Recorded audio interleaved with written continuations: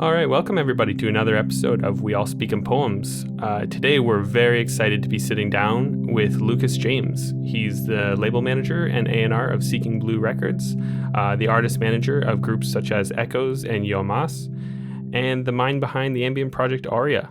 How's it going, man? It's been a while. Hey, yeah, it's been probably 8 years. It's going amazing. This is awesome. Thanks for having me. Yeah, it's awesome. The vibe is already so good. I've been listening. A new episode came out today, which isn't today for everyone else, but today for us. And I listened to it, and it's, you know how to set the vibe, man. Always have. Oh man, yeah. I mean, it's kind of tough. I'm not one to really speak much and be able to, know how to speak. But I guess with that being said, actually, happy holidays, everyone. Oh yeah. This is when this is coming out. Yeah, happy holidays. It's snowing.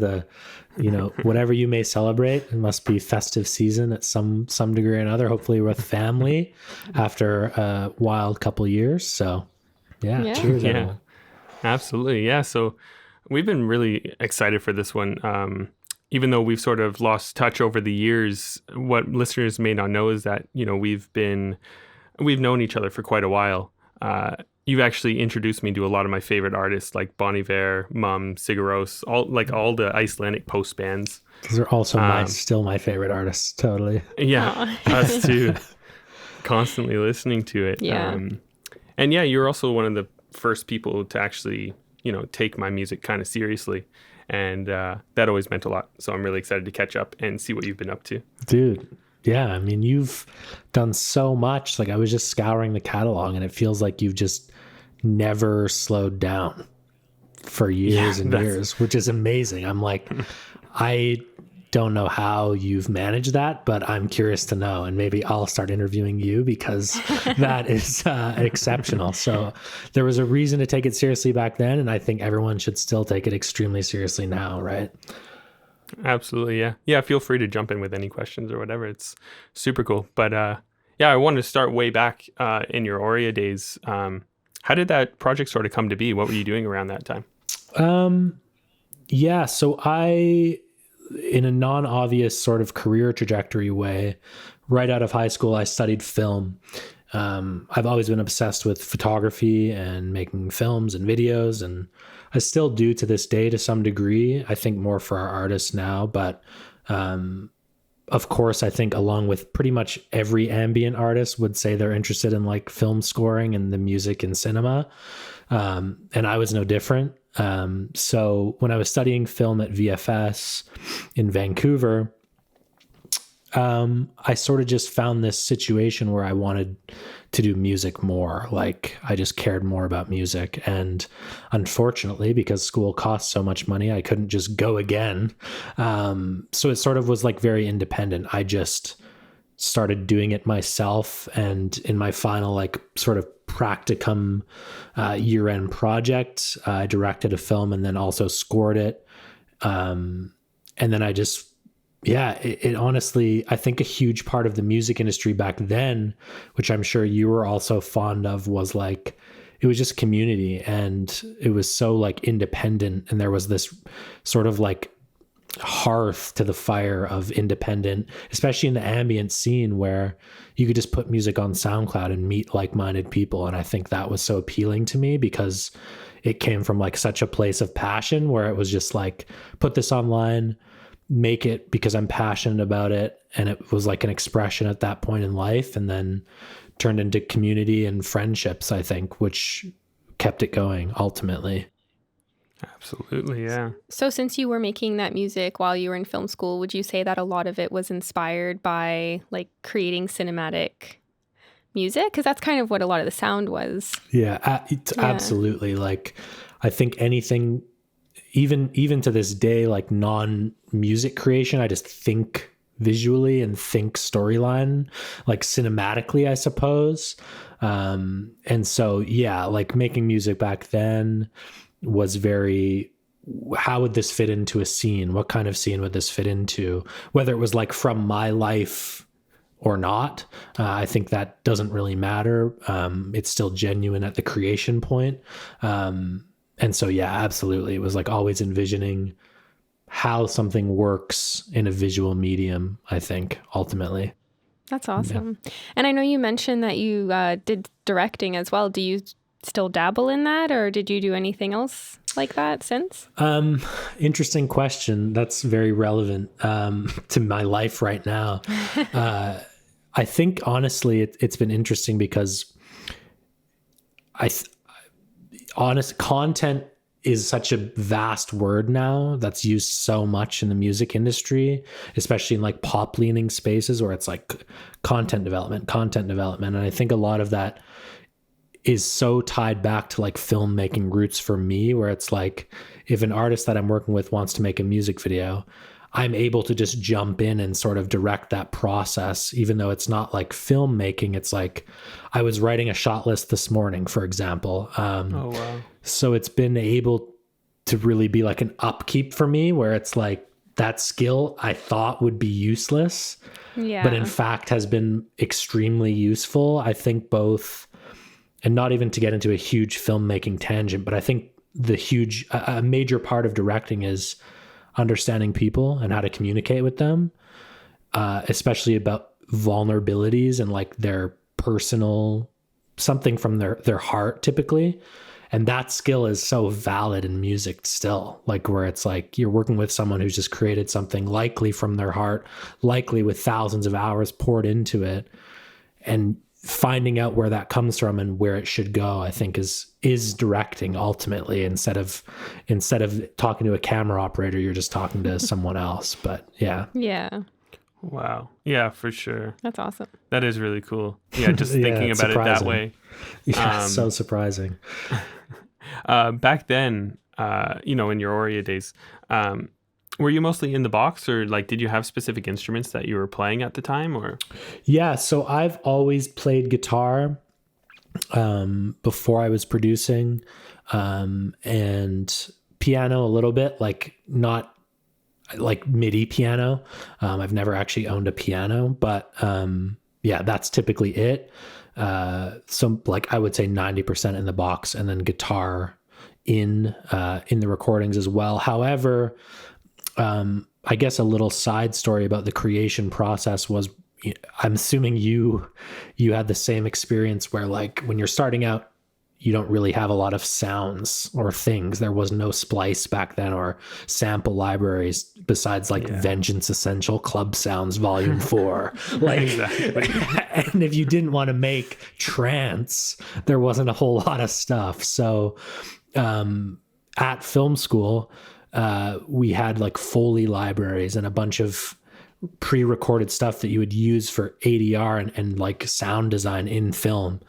So I just like copied the hard drive over for educational purposes and used a lot of those sounds, like city recordings. And I think students honestly just rented Zooms out and just compiled all of these sounds all the time.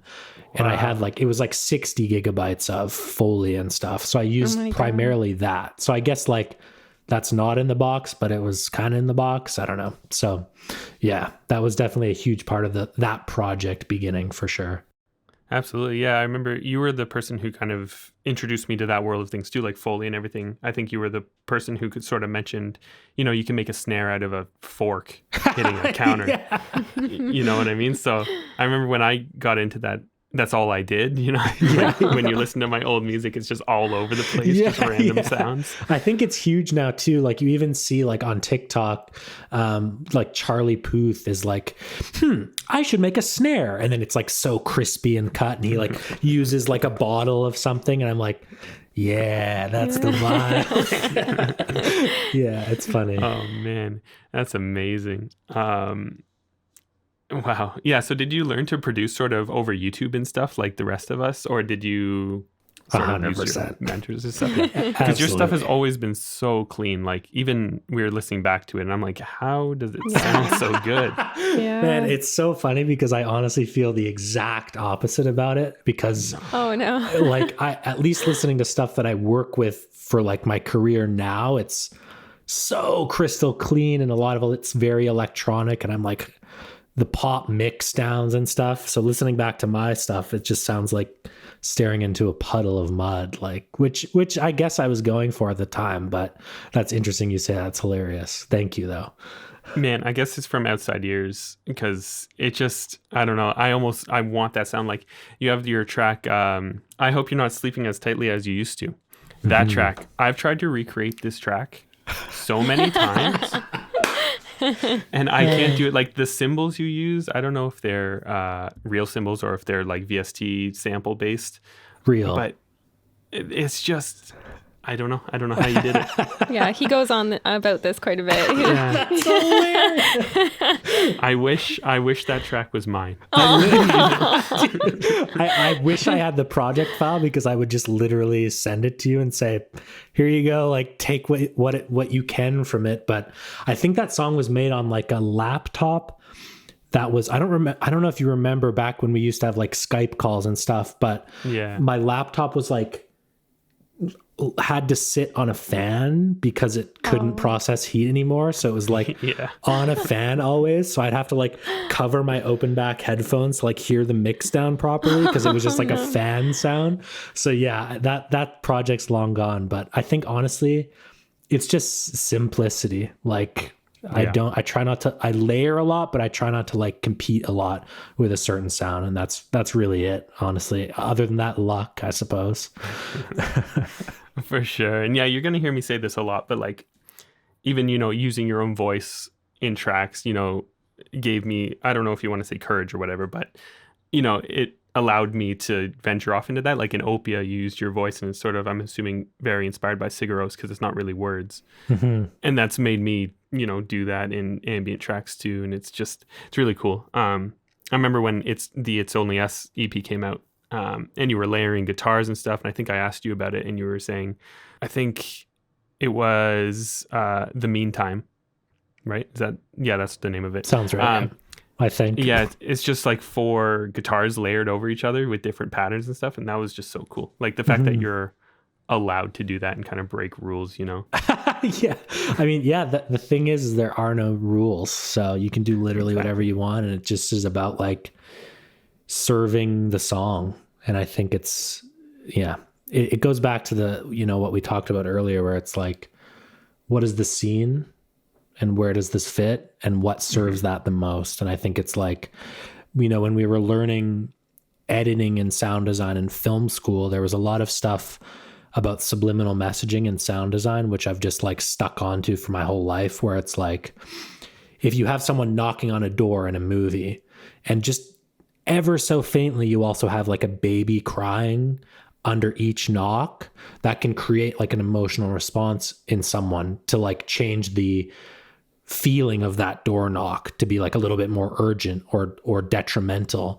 And this is used in every film where you hear a car crash, but you actually are hearing like a dog's yelp in the glass crashing. And it's like, gives you this sense of something was hurt, even if you're not thinking about it consciously.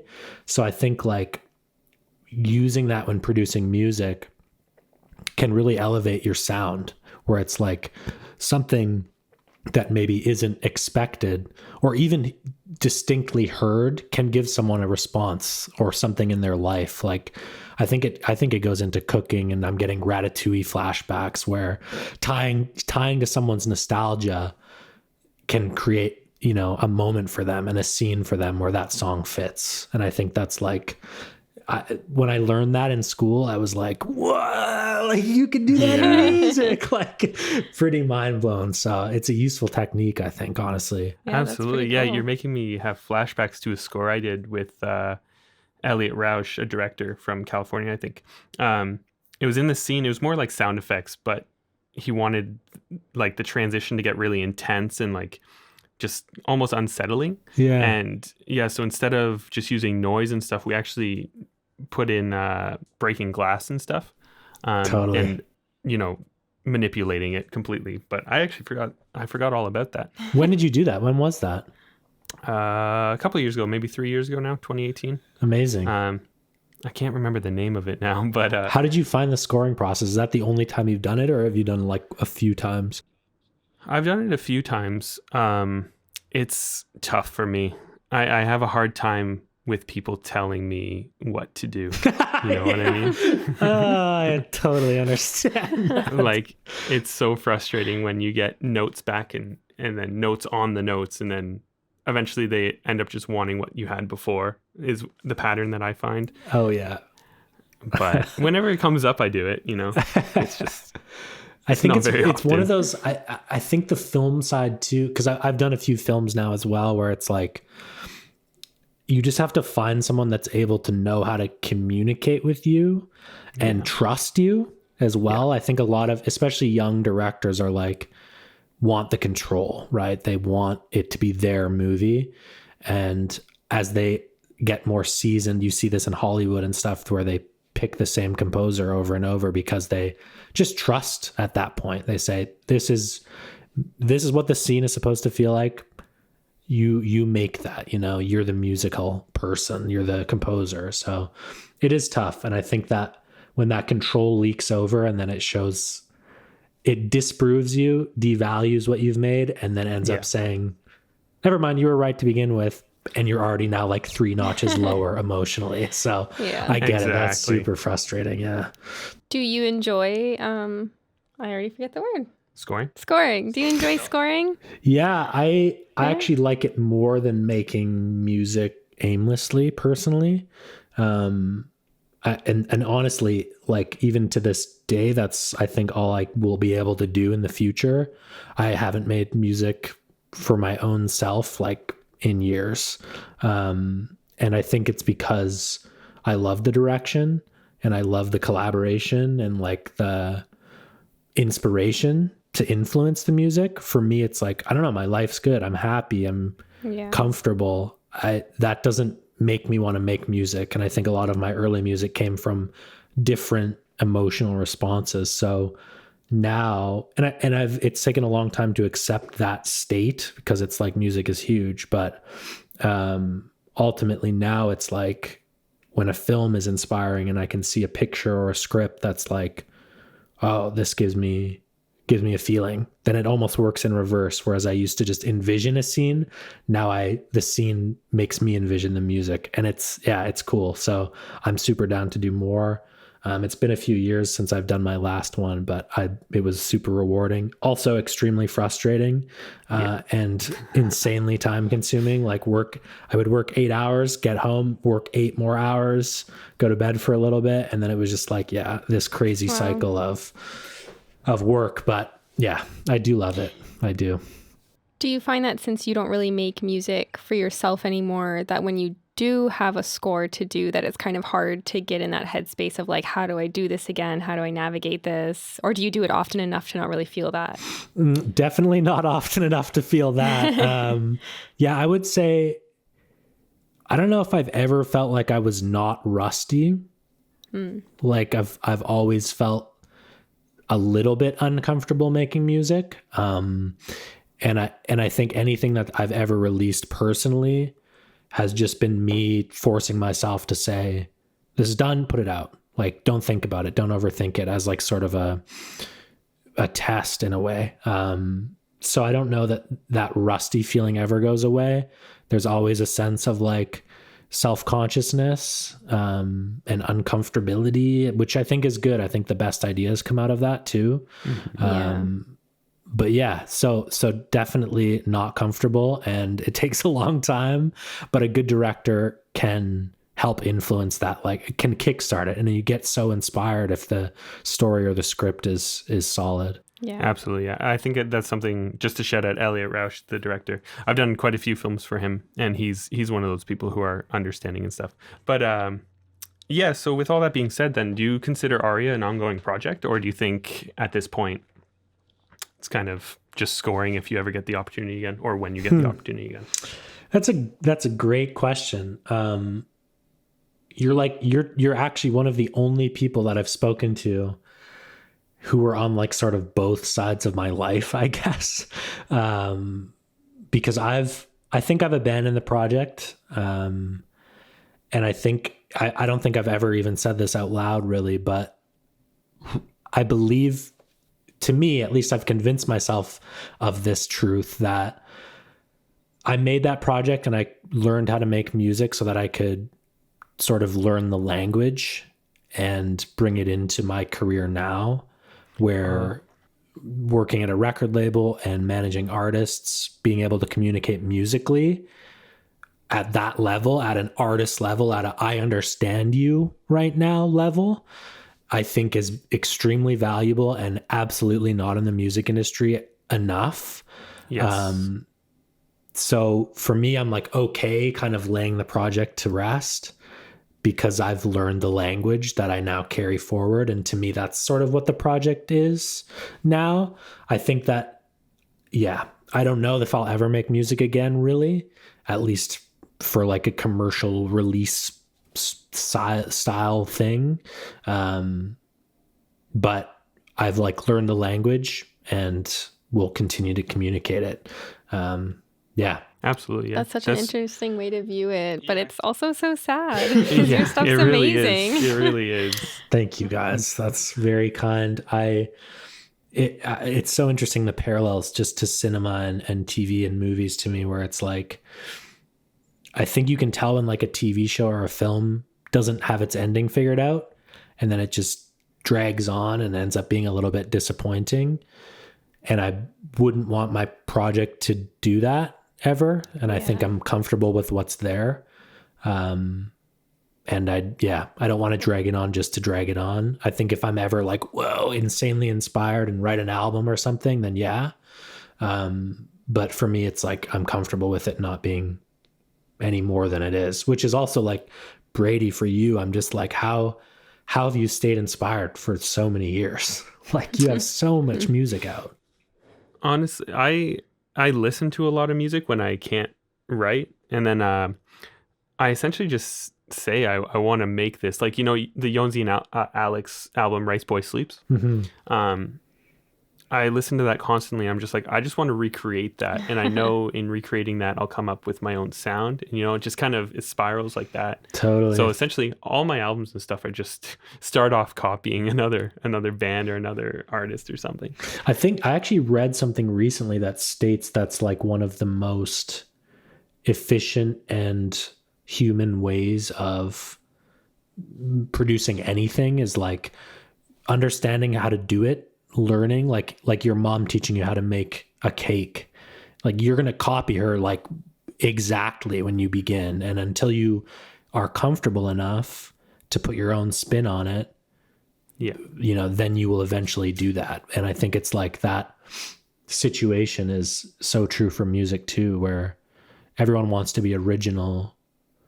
And I think there is a difference between literally copying and just putting that inspired out, and then being inspired and saying, okay, I'm far enough away from what I was inspired by to pay homage and to like respect that influence. I think that it's always ironic, like when you hear someone's influences, if it's so obvious before they say it, then it's like, okay, you know, maybe you're a little too close to home there. Whereas if it's like, oh, that makes sense. Wow. You know, that's the sweet spot, you know? Yeah. Exactly. And it helps too, because you start off being, you know, inspired by Yonzi and Alex, let's say, and then, you know, you're also listening to Stars of the Lit at the same time, and Hammock and Slow Meadow and all these people. It all just becomes a concoction with your own style as well. It just just kind of works. If I didn't do that, I would have been, you know, probably out of ideas a long time ago. But you know, what you were saying with Aeuria, kind of, you're letting it go, you know, instead of just milking it and just continuing it for no reason. Like, that's something I've actually thought about a lot. Like, sort of, when is the end of Alaskan Tapes? When is the start of something new? Because, like, you know, like bands like Dillinger Escape Plan, they did that. They did that when they were at their peak, and they, you know, separated to do their own projects. And I think there's just something really cool about that.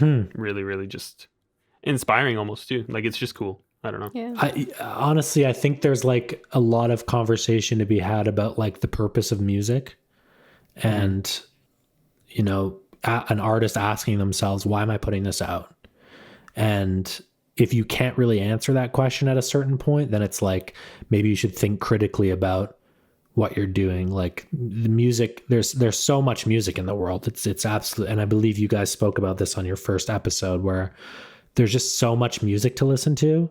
And I think artists having intention is just such a valuable add to the space. Is if everyone is saying something because they believe it, That's a great thing for the economy of music and the world of music.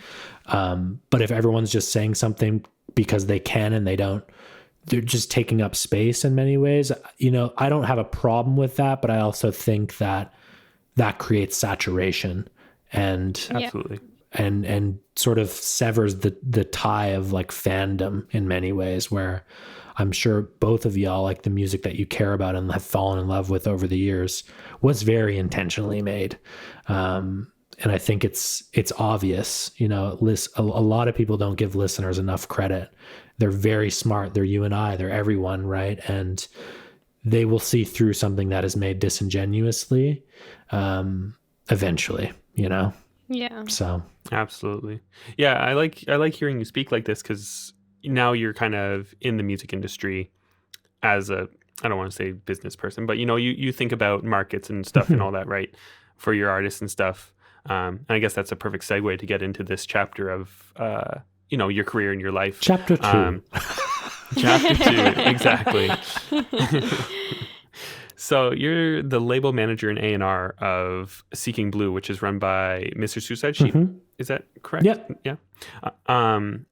How did that even happen? What was the start of that? Because as with us, like growing up, Mr. Suicide Sheep was the biggest. He was huge. I don't know if you want to call it gatekeeper, but gatekeeper almost. Yeah. You know, like the biggest YouTube channel. Everybody wanted to get on its channel because that just meant you kind of made it. Mm-hmm. You know, it's a solidifying sort of time. That was, yeah, it was interesting back then, just thinking about it then to now.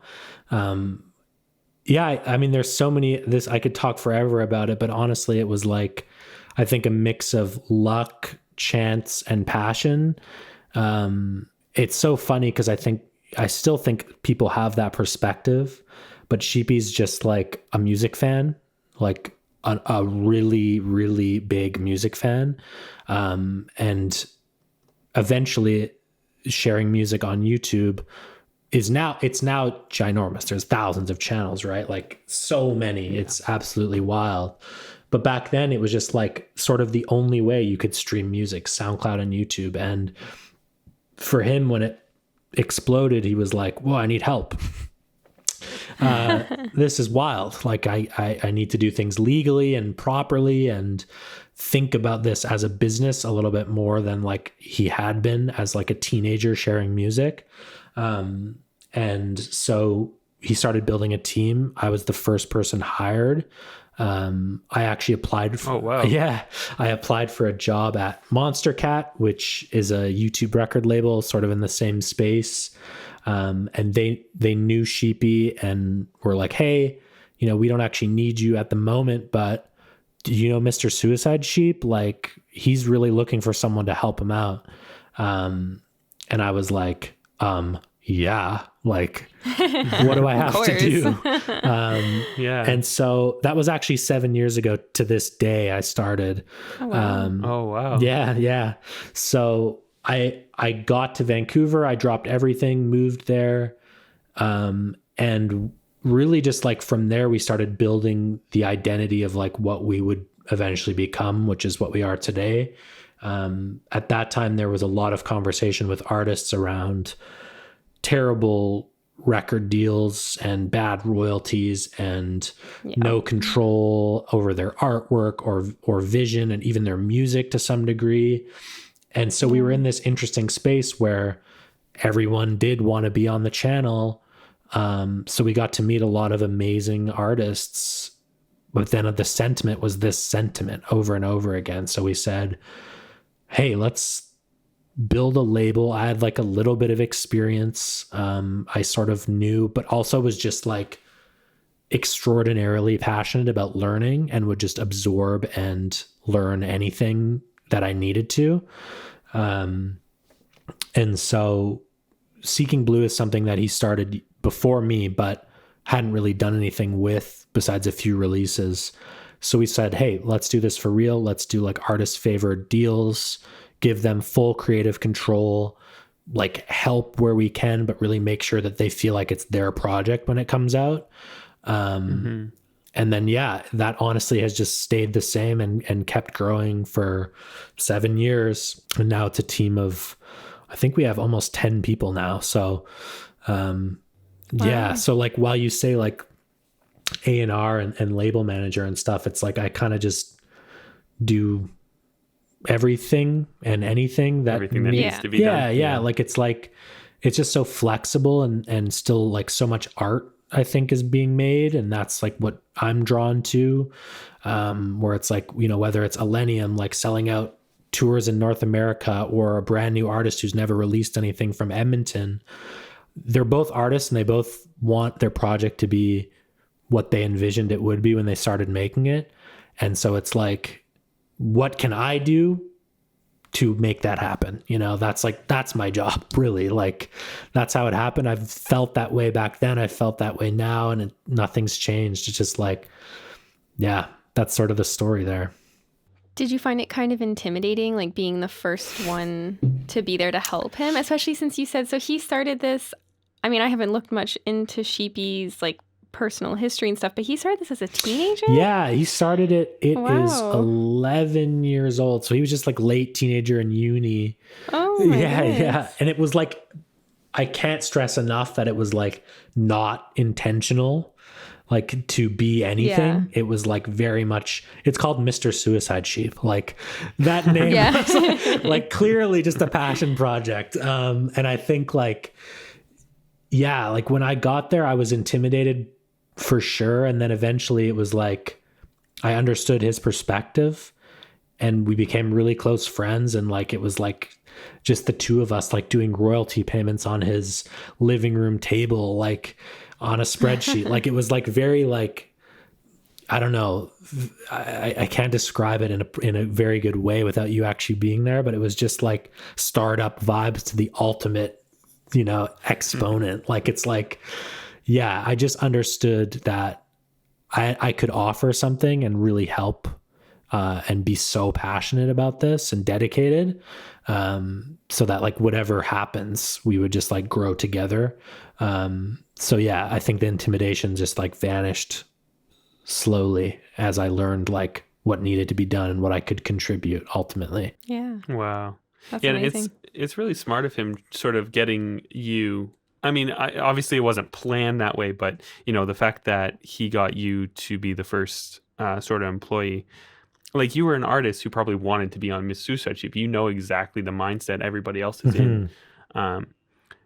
And you were always so passionate about, you know, just driving artists and stuff. I already know that, but it's interesting because like I said before, we both came at the music industry from a non like business industry perspective.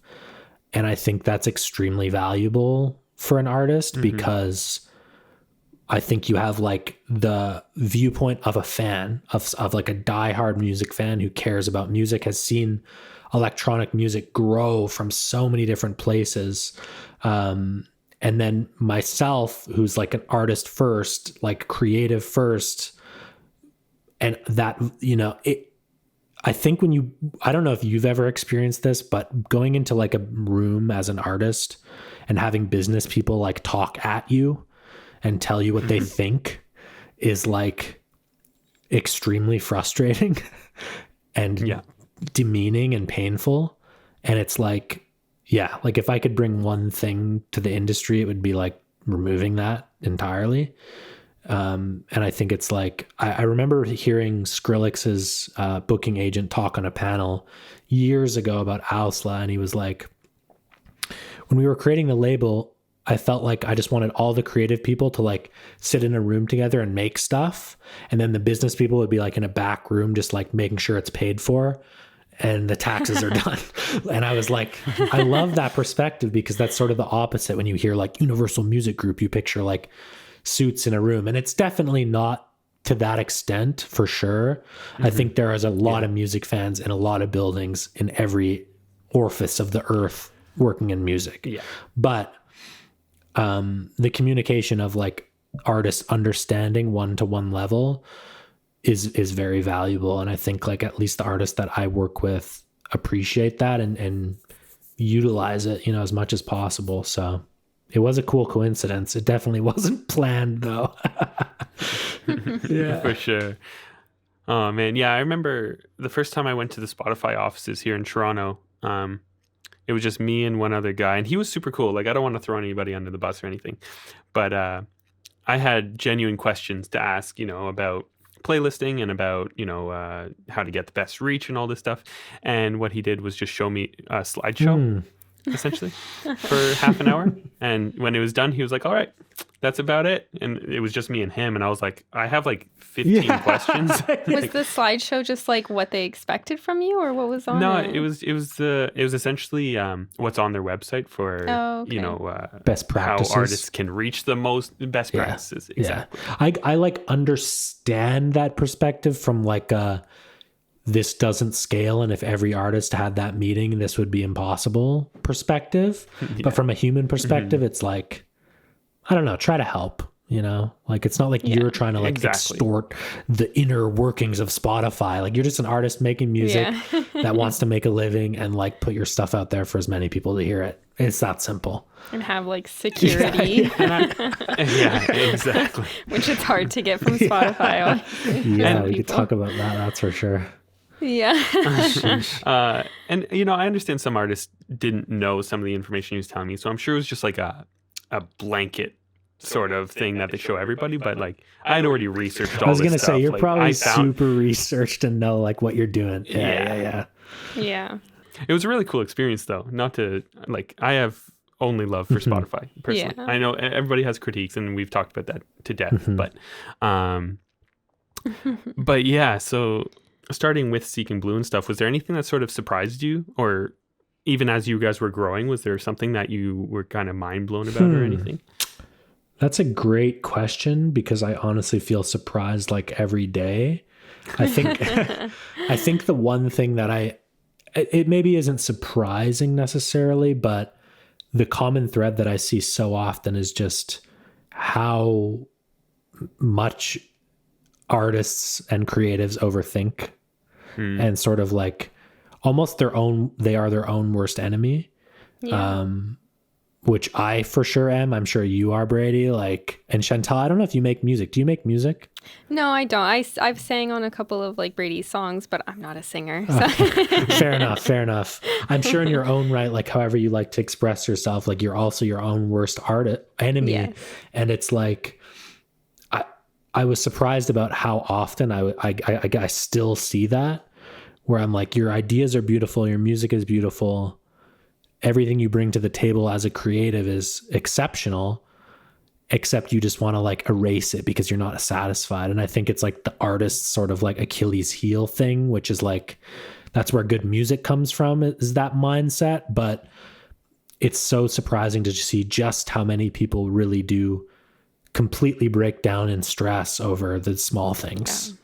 I feel like that has a lot to do with like the oversaturation, like what you were talking about. Like, there's just so much music out there and just art in general. So you're constantly comparing yourself. And I know we talk about this a lot in other episodes and stuff, but I feel like that's where a lot of that comes from. Comparison is like the worst enemy of art. It is. Yeah, absolutely. Yeah. The minute you get into that, all of a sudden I can't, like even like I was saying, comparing my music to your music, I want to make your songs. So the minute I get into that mindset, I can't actually create, myself. But or whatever terrible. You have created, you're like, I hate this because it doesn't sound like that. No, and it's like, but it's beautiful for what it is. Exactly. Like, it's yours. And I think that's like, it's so hard because it's extremely easy to say don't compare yourself, but in practice, it's pretty much impossible. Yeah. And I think it's healthy to some degree. I think the solution to comparison is actually collaboration, and putting yourself. That's a great mindset. I've seen it work, honestly. And I've seen artists really flourish when they get out of that, like, that person doesn't care about, like, they're just so much better, like pedestal thoughts versus working with them and learning who they are. And then sort of what comes out of that, I think, is beautiful for both people, because there's a very good chance that artist A comparing themselves to artist B will get in a room, and artist B will probably also compare themselves to artist A. And it's like, that pedestal is so false. and I think it's good to be a fan of something and good to appreciate something, and then it's even better if you can work with it and learn from it too. Absolutely. Yeah. Yeah, I think the thing that sort of got me out of that headspace of, a lot of self-doubt and stuff is, first of all, getting in the habit of actually finishing songs. Every song's going to sound like crap for the first 4 hours, right? Like, no matter what you do, it doesn't matter. And then also, as soon as I realized sort of the tracks that maybe I wasn't super happy with, but put out anyways, ended up being my biggest, most successful tracks.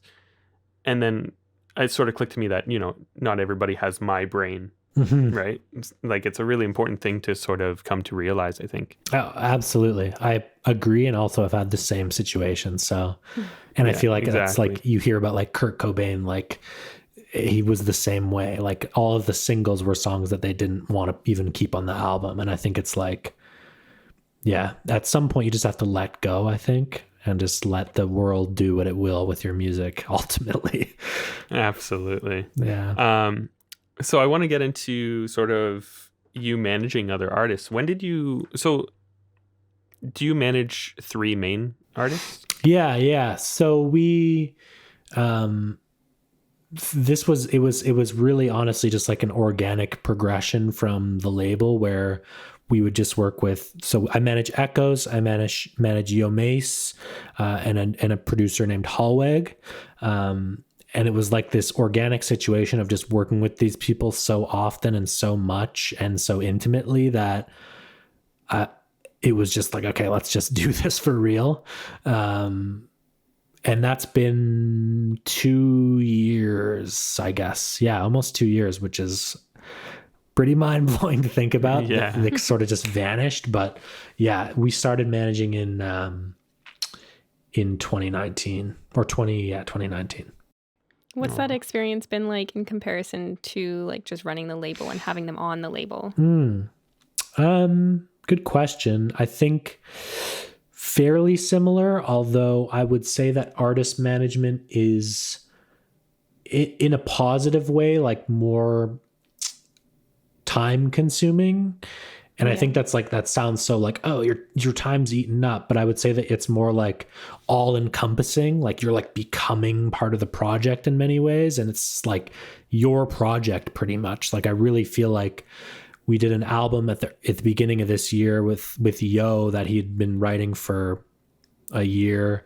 And I was like editing the videos and writing the concepts, and like so much of the album felt like also my album. And it really felt like that. Like, it's his album. It's his story. He wrote the music, everything it is his. I don't want to take that credit from him, but I think he would also say to you that myself and the team was so involved every single day that it really did like start breathing new life into it and became like a different thing in many ways. And so management is very like all encompassing. Maybe time consuming was the wrong word. I think it's like, it just is a part of you more than the label. And I think I went to that level in the label's mindset a lot as well, and still do. But management, it's like you feel responsible for someone. It's like having a sibling or a child in many ways. It's a strange feeling. It's interesting. I mean, I've never spoken to like an artist manager, but I always thought that like they would just describe themselves as someone who like works for the band or whatnot. But it's really beautiful hearing you say that, like, you feel like you're now a part of it. Yeah, it's refreshing. It is, yeah. I mean, honestly, I feel like maybe some people would say that. I just can't help myself in many ways. Yeah. So yeah, I guess it's a blessing and a curse. It's been great. It's honestly like it's been a process learning how to do both efficiently. Yeah. I care a lot about like output and also taking boundaries and like not working. I think that's really important for anyone. And so, yeah, I think that process of just learning like the balance and how to pay attention to everyone equally and be valuable in all facets of life is like, yeah, that's been probably the hardest part about it. And other than that, it's just like really rewarding. Absolutely. Yeah, it's just really nice to hear. One of my main critiques of artist managers and labels and stuff has always been not even about royalties, not about payment, not about money, but the sense of community. Like nothing's worse when you're not to throw anybody under the bus, but when you're signed to a label or something and you come out with a release and you don't hear from anybody, like nobody's saying congratulations. Like that's always been my main thing. If you're gonna be signed or whatever, just have this community. And the sort of community that me and you were a part of way back.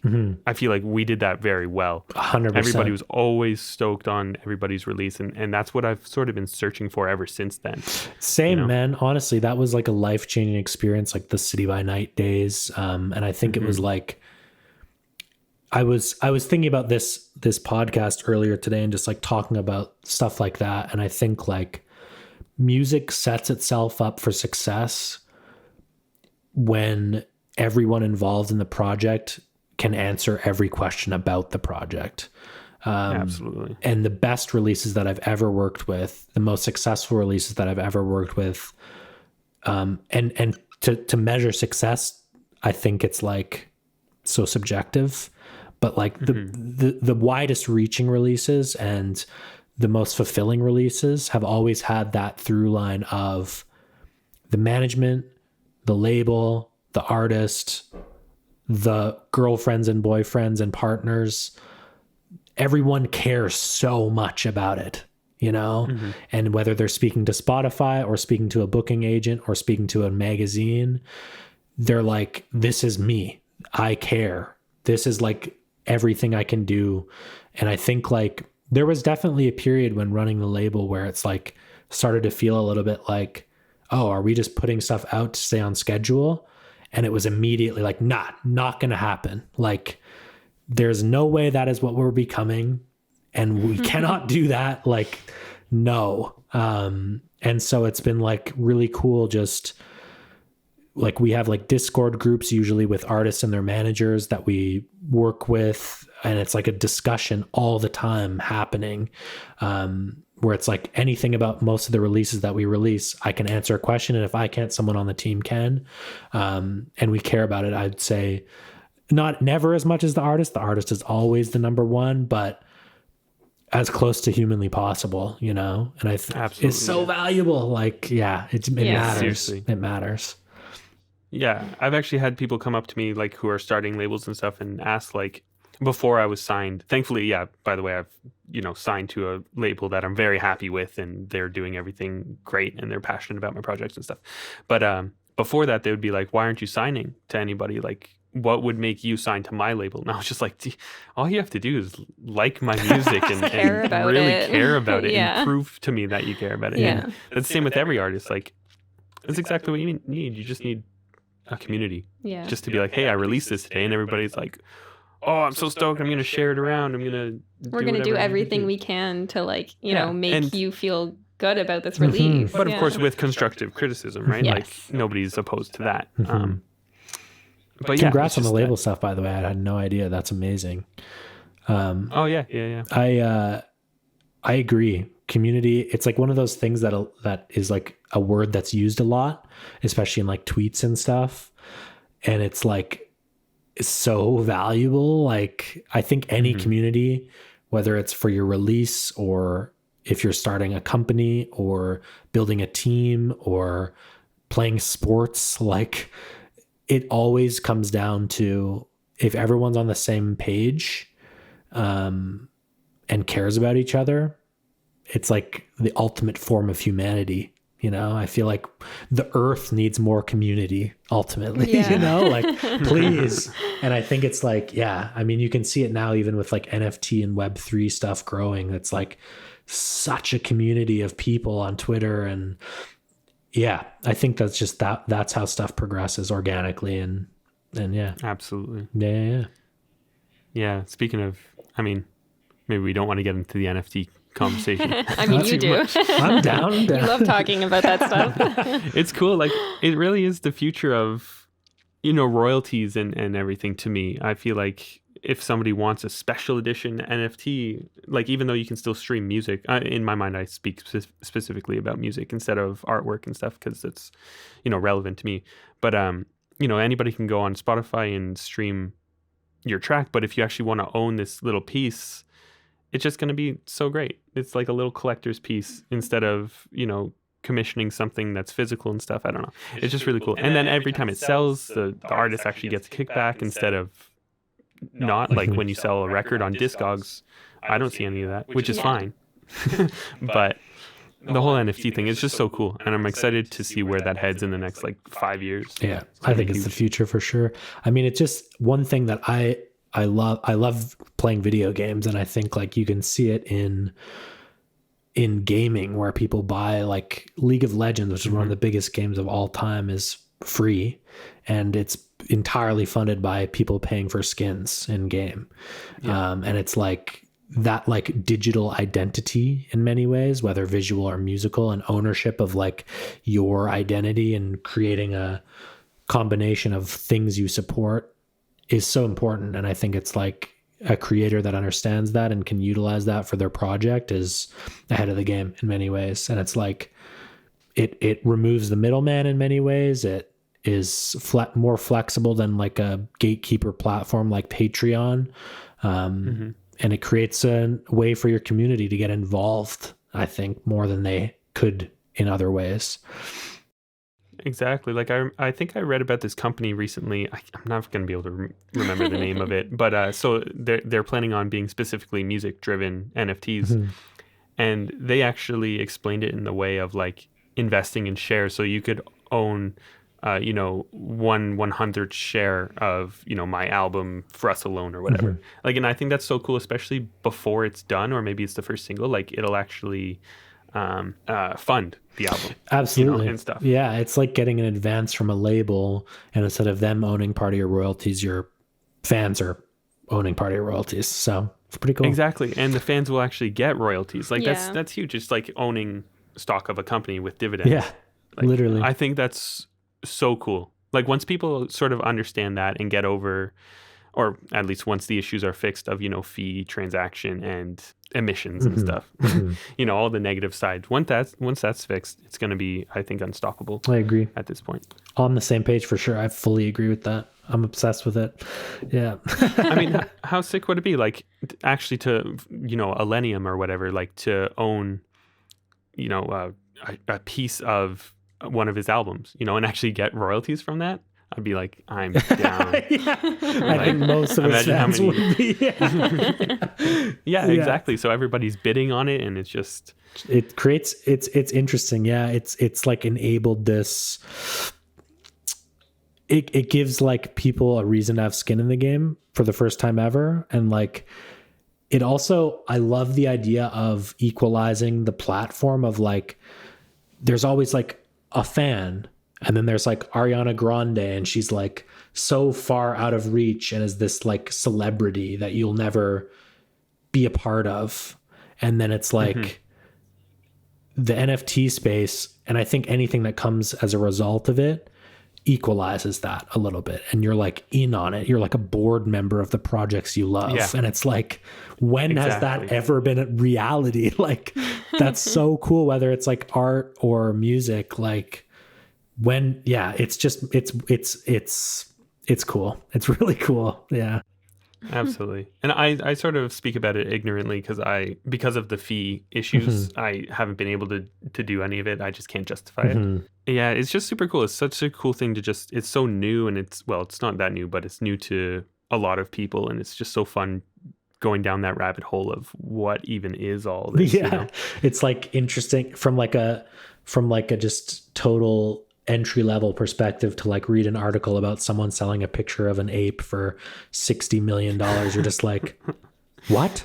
Wait, what? Yeah, exactly. It's like that little boy that's like 11 selling the little turtle things, and they just have different color hats or something. Like what?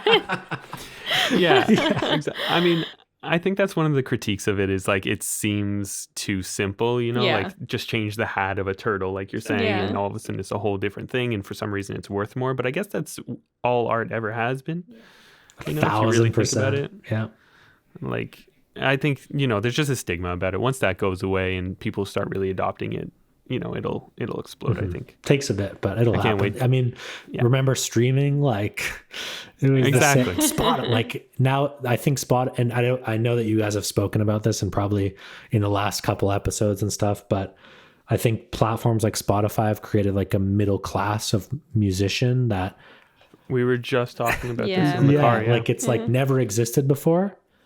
And, you know, in the 80s and 90s or even earlier, like there was the stars and then there was the people trying to be stars.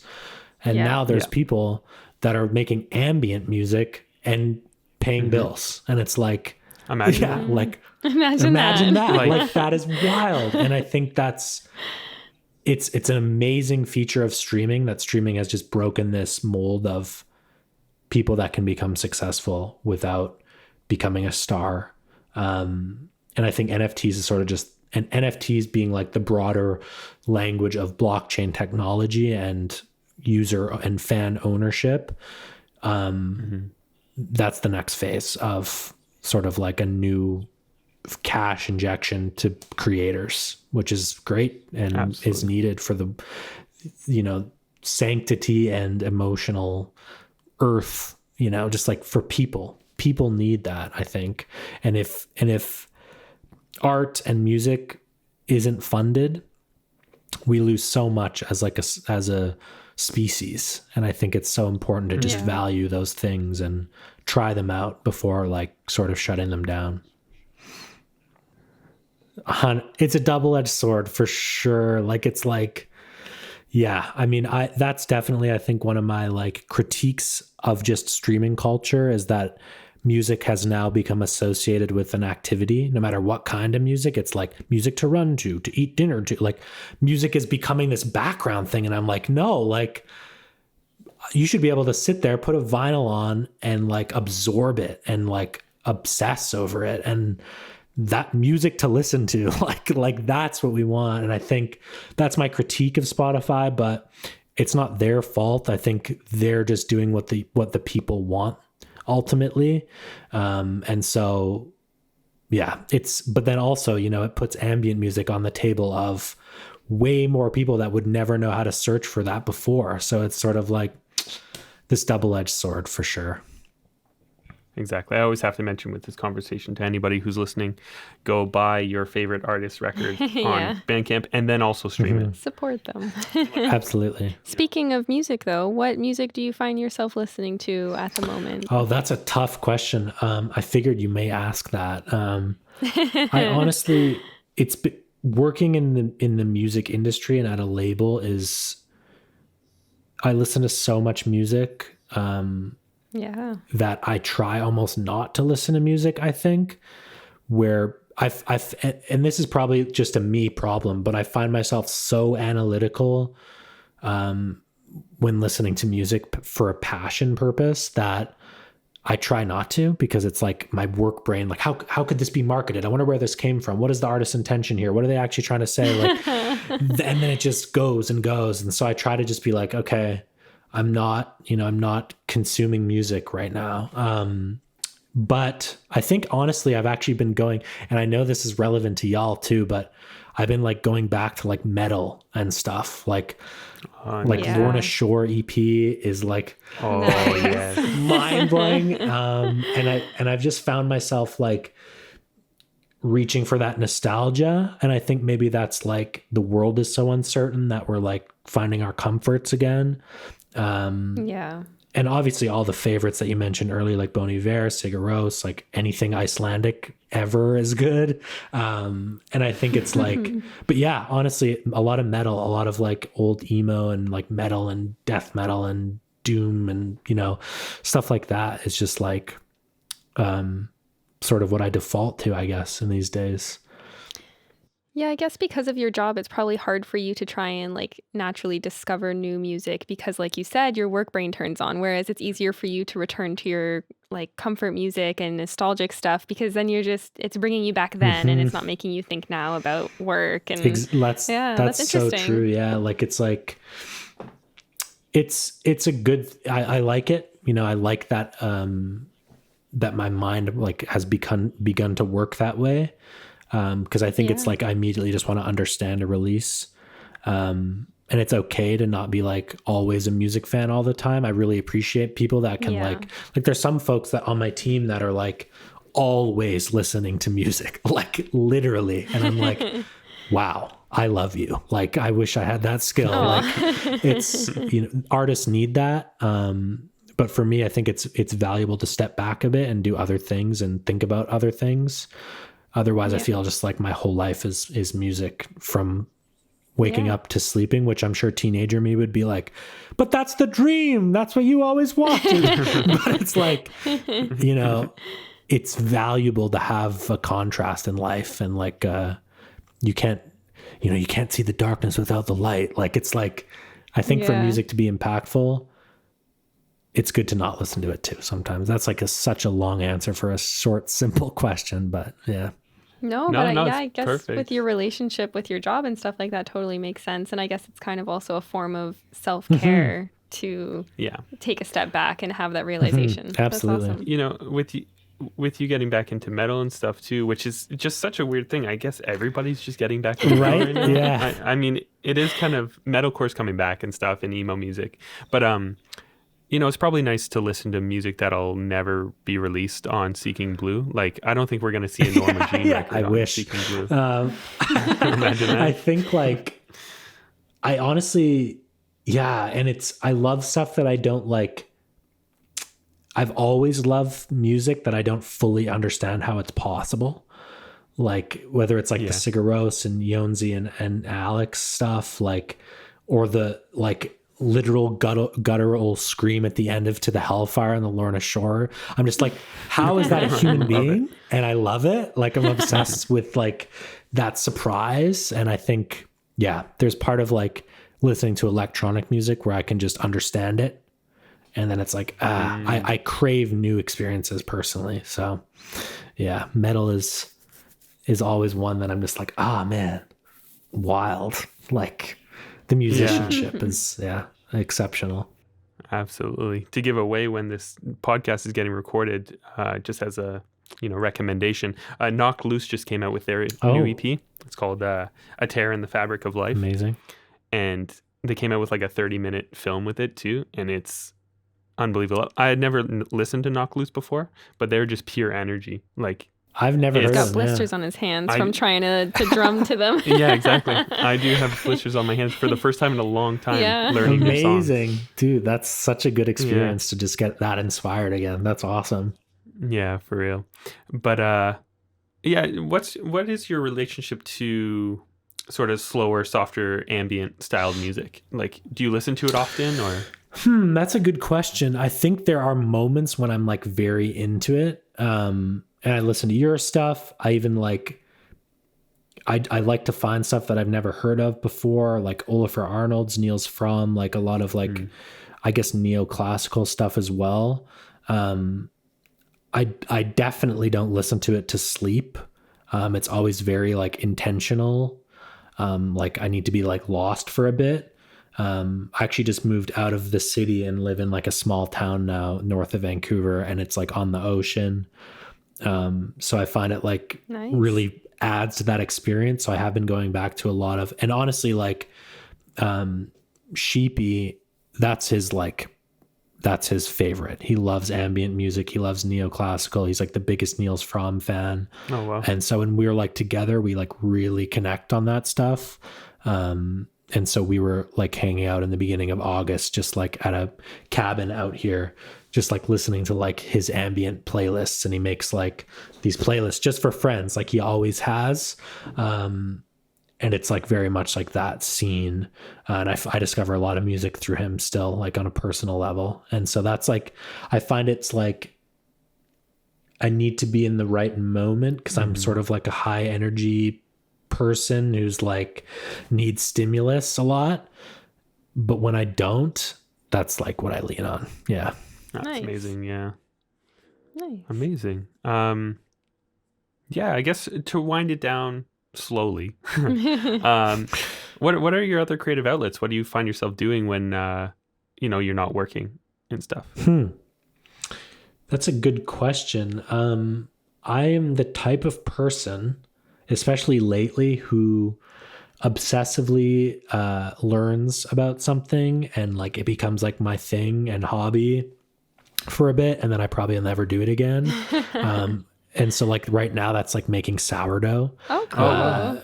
and or like coffee. I'm literally obsessed with like coffee culture and brewing. We have like 10 brewing devices in our house, and I'm like buying beans and talking to roasters on Instagram and like things that are just like not, I guess, creative in ways that you wouldn't expect. For sure. And then I just love learning. Like I'm like, oh, I'm going to learn how to design something in like 3D space right now. Oh, I'm going to make like an AR filter on Instagram. Like sort of just learning. I think learning is my creative outlet.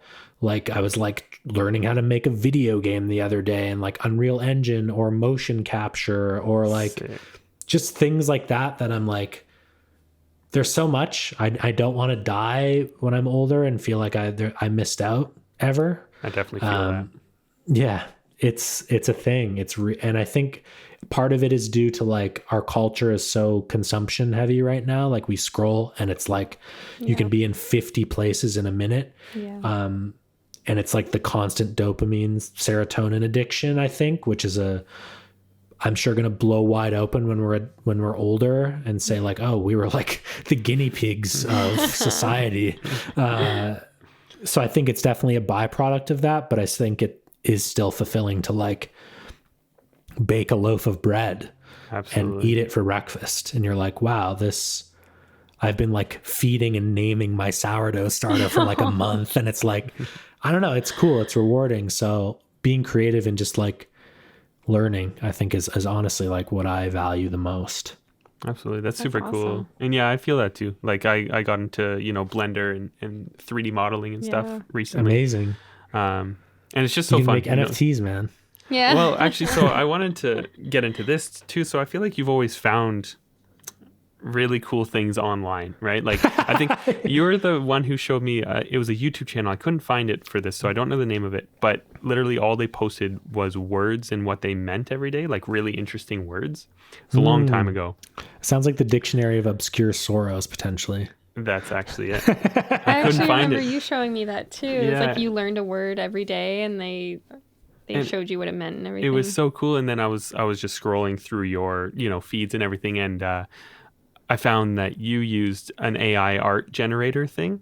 Yeah. And that was so cool too. I was like, how do you find this stuff? It's so much fun it's inspiring just to click, and then all of a sudden you have a landscape that's also AI matched with all this other stuff. It's amazing because I've looked into that stuff, doing it manually, and it goes over my head. I don't know how to code. I don't know how to do all that. But 100%. Yeah.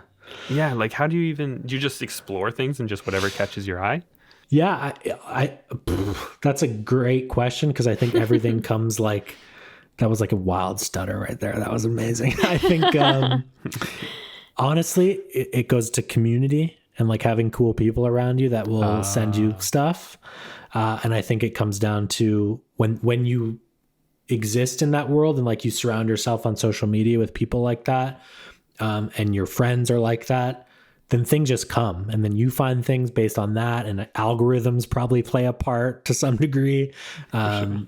But I think, yeah, spending time in cool places with cool people will lead to cool things. And like the AI art was like, I think someone sent me a picture of me that was made with this Tokyo AI art thing. And I was like, what is that abomination?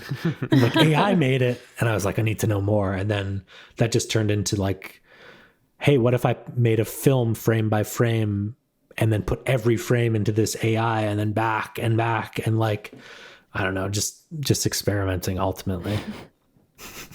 That's amazing. Yeah, I don't like, seriously. I don't know if you know the YouTube channel Negative Feedback. He's like a film photography guy. I don't know. He recently has been doing sort of AI generative portraits and stuff, wow. but he does it all himself, and I don't get it, but it's really cool. He was doing like the sort of looped film, like it's just really cool. What was it called? Negative exposure? Negative feedback. Negative feedback. So This is one of those situations. That's how to answer your question, is like cool people in a room will share cool stuff. For sure. This has been amazing. Is there Yeah. anything maybe that we missed? Anything you want to plug or anything? No plugs. No, I think for anyone listening, just as Brady mentioned earlier, support music and creativity. I think in dark times and in light times, it will always uplift us as like a society and a species. And I think, yeah, it's been amazing speaking to you guys. You know, it's been literally years. Yeah. And it's rewarding. And thank you so much for wanting to speak to me. I feel very honored. So I appreciate that. Absolutely. Yeah. These are some of these questions, like how you got, introduced to Sheepy and stuff, are questions I've wanted to ask for so long, but like asking you to video chat seems almost inappropriate when it's not for a purpose. Yeah. That's the way I am. Like you have to be working towards something to even have a conversation with friends now. Definitely not. Like I ask anytime and I'll do the same. Like, but I feel like honestly too, maybe one other thing to mention is just, I feel like a lot of people listening will be fans of you and are maybe musicians and creatives as well. And I think it's like really important to mention that just believe in yourself and don't worry that you just have to stick to things. And if you want to create and you want to make it a career, you can. And then, I think the word gatekeeper was mentioned many minutes ago. That doesn't exist. I think Yes. everyone's a person. And while it seems like there's walls against you sometimes in life, I think it's like, just jump over them and you'll find a way. And ambient music can make it, and on vinyl in someone's living room and change their life. Like, I think it's just so important to stay inspired and stay in a community. So I think like for those fans and those music people looking at me, who's like a record label person, it's like the things we care about when we sign an artist is an artist who cares about their project and we enjoy it. And if we don't enjoy it, that doesn't affect you, right? Like your music is your music. And so, yeah, just stay true to yourself and like always be creating. I think that's the only thing I can offer to any listeners that are maybe like, well, how do I get on a label, or how do I make a career out of this? Right? Like staying genuine is so valuable. So yeah. Absolutely agree. Yeah. Just keep going. Yeah. Like I always say, if you're doing something for 10 years and putting in all the effort into it, it's going to work. Yeah. No matter what it is. I don't seriously. Push away your like feelings of intimidation, Yeah. And insecurities and stuff. Just go for it. Surround yourself with good people. Yeah. Good community. Support your You favorite will music. find a community for sure. Like, Absolutely. yep. And then do a podcast with them 8 years later. So Literally. yeah. But absolutely. Yeah. Thank you again, man. And Yeah, happy thank holidays at everybody. Yeah. Hope you have a happy new year almost, right? Like it's the 27th or something. Yeah. 27th of December, like that. 2021. Yeah. Absolutely. But yeah. Thank you everybody for listening. Yeah. And we'll chat soon. Yeah. Thank you, Lucas. We'll have to have you on again soon. Thanks, too. y'all. Yeah, it'd be amazing. Let me know if you Yeah. need anything or want to do anything in the future. And it was great catching up.